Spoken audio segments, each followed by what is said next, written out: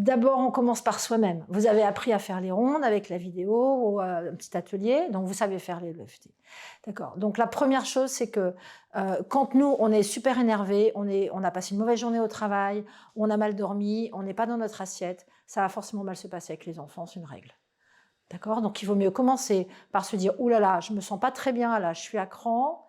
Prendre 5 minutes, s'enfermer dans sa chambre ou dans sa voiture quand on revient du travail avant de sortir de la voiture et tapoter les trucs qui nous ont contrariés dans la journée de manière à s'apaiser. Donc là, c'est simple. Soit on sait qu'on est dans une émotion qui va nous gêner, donc on tapote l'émotion jusqu'à ce que ça se calme. D'accord, je suis énervée, j'en peux plus. On peut tapoter sa fatigue, parce que certes, ça n'est pas une émotion, mais c'est quand même très encombrant, surtout pour s'occuper de petits. D'accord ? Sinon, il y a un truc que je vous propose, bon, c'est un peu moi qui l'ai pondu ça, mais ça marche, c'est que vous regardez défiler le film de votre journée et tous les trucs qui vous ont énervé et vous tapotez en vrac pendant 5 minutes en pensant à tous les trucs qui vous ont agacé, la photocopieuse qui ne marche pas, la réunion qui ne s'est pas faite, le rapport que vous attendez qui n'est pas venu, l'autre qui vous a dit ça et qui n'aurait pas dû le dire, la machine. Tout ça, vous tapotez en vrac pendant 5 minutes. Et vous allez vous rendre compte que ça vous apaise vraiment. Et ensuite, vous allez voir votre enfant et vous lui dites « Bon, alors, il y a du travail pour demain. Il vaut mieux faire dans cet ordre-là que dans l'autre sens. » Ça, c'est pour hygiène personnelle. Avec les enfants, quand vous récupérez un enfant que vous ne sentez pas bien, de l'école, il est fatigué, il est énervé, il est contrarié.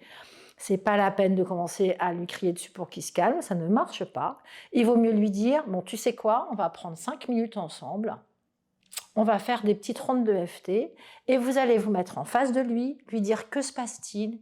Ouais, j'ai une journée pourrie, nanana, très bien, et on va tapoter, même si j'ai une journée pourrie, ensemble, vous tapotez avec votre enfant, vous lui dites pas, allez, vas-y, tapote, vous tapotez en même temps que lui, ce qu'il vient de dire.